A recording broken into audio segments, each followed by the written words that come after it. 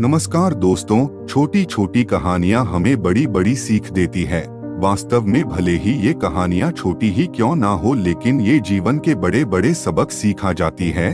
तो आज इस कहानी के जरिए आपको एक ऐसी लालच का फल बताने के जा रहे हैं जिनसे हम बड़ी सीख ले सकते हैं। तो चलिए इस हिंदी कहानी लालच का फल को जानते हैं।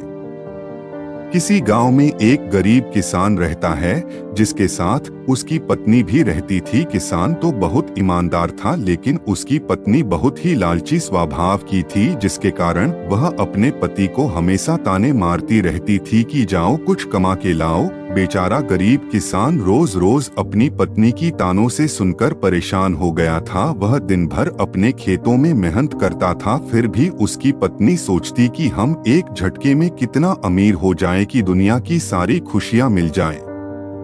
लेकिन किसान बार बार अपनी पत्नी को समझाता था कि जो हमें मेहनत करने के बाद हमें मिलेगा उसकी खुशी और अच्छी होती है।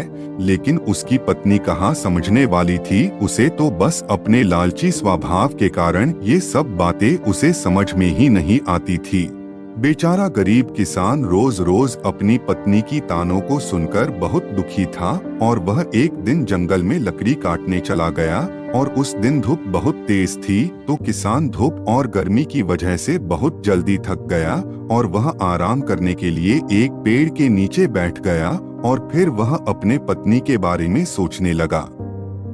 इतने में उधर से एक साधु जंगल से गुजर रहे थे, तो उन्होंने किसान को देखा तो समझ गए कि किसान जरूर परेशान है, इसलिए उसके पास गए। साधु किसान के पास पहुंचकर तुरंत किसान के बारे में पूछा, तो किसान सबसे पहले साधु को प्रणाम किया, फिर बोला कि नहीं, मैं परेशान नहीं हूँ, बस थक गया हूँ, इसलिए चेहरे पर थोड़ी चिंता जैसी भावना दिख रही होगी।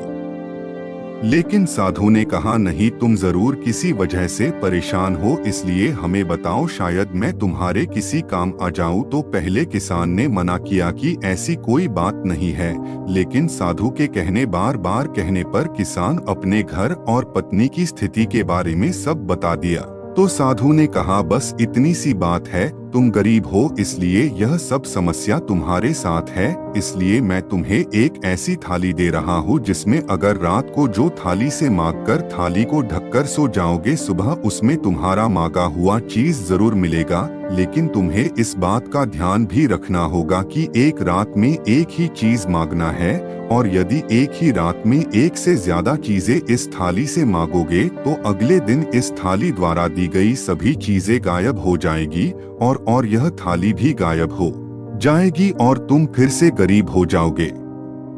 तो साधु की बात सुनकर किसान बहुत खुश हुआ और मन ही मन सोचा, चलो सब चीजें धीरे धीरे हम गरीब से अमीर हो जाएंगे और हमारी पत्नी भी खुश रहेगी। ऐसा सोचकर किसान ने उस साधु महाराज को धन्यवाद किया और फिर हंसी खुशी अपने घर लौट आया और उस थाली के बारे में अपनी पत्नी को बताया। तो पहले उसकी पत्नी को विश्वास नहीं हुआ, लेकिन किसान के समझाने पर वह मान गई और रात होने का इंतजार करने लगी। और जब रात हो गई तो किसान और उसकी पत्नी ने थाली से सोने के सिक्के मांगकर उसे ढककर सो गए और जल्द ही दोनों सो गए। और जब अगले दिन सुबह उठे तो देखा कि उस थाली में सोने के सिक्के भरे हुए हैं। अब तो किसान और उसकी पत्नी की खुशी का ठिकाना न रहा, क्योंकि साधु महाराज की बात सच हो गई थी। अब तो किसान की पत्नी को इतने सारे सोने के सिक्के देखकर उसके मन में और ज्यादा लालच उत्पन्न हो गई और अब तो वह सुख के सपनों को मन ही मन सजाने लगी। और फिर एक रात उसने महल, फिर दासी, फिर नौकर चाकर सब कुछ एक एक करके मांगने लगी, तो हर अगले दिन उसे अपना मनचाहा चीज मिल जाती थी। अब तो किसान की पत्नी गरीब से अमीर हो चुकी थी और उसके खुशी का ठिकाना ही नहीं रहता था, लेकिन उसके मन की लालच दिन प्रतिदिन और बढ़ती ही जा रही थी। लेकिन किसान उसे बहुत समझाता कि हमें इतना सुख संपत्ति बहुत है, लेकिन वह कहाँ मानने वाली थी। इस बीच किसान एक दिन जरूरी काम से कहीं बाहर गया हुआ था और रात को घर वापस नहीं लौट पाया। तो किसान की पत्नी ने उस रात थाली से एक साथ ढेर सारी चीजें मांग ली थी।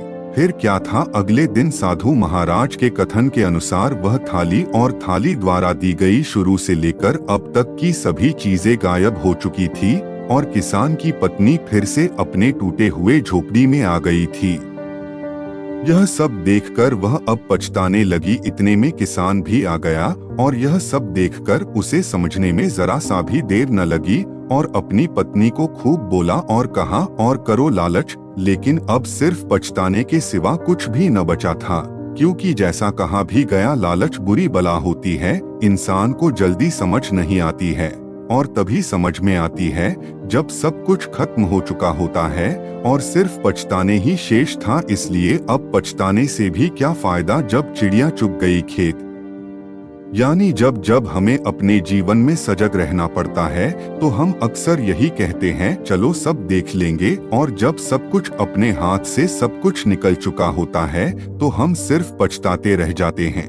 इसलिए हमें कभी भी लालच नहीं करना चाहिए, क्योंकि जब मन में लालच की भावना उत्पन्न हो जाती है तो हमें चाहे कितनी ही चीजें प्राप्त क्यों न हो जाएं, फिर भी हमें कम ही लगती है और हमें लगता है उन चीजों को और जल्दी पाले। लेकिन हर चीजों का प्राप्त होना भी एक समय होता है। जैसा कि हम रोज देखते हैं कि सूर्य अपने ही टाइम सूर्योदय होता है, बरसात अपने ही टाइम पर होती है। फिर हमें हर चीजों को पाने की न जाने की इतनी जल्दी क्यों हो जाती है कि जो चीजें हमारे पास होती भी है तो हमें कम ही लगती है। इसलिए हमें अपने मन में हमेशा संतोष की भावना रखनी चाहिए। जैसा कि कहा भी गया है, संतोषम परम सुखम, यानी संतोष करना ही सबसे आनंददायक होता है। इसलिए हमें कभी भी अपने मन में लालच की भावना नहीं लानी चाहिए। तो आप सबको ये कहानी कैसी लगी कमेंट में जरूर बताएं। धन्यवाद।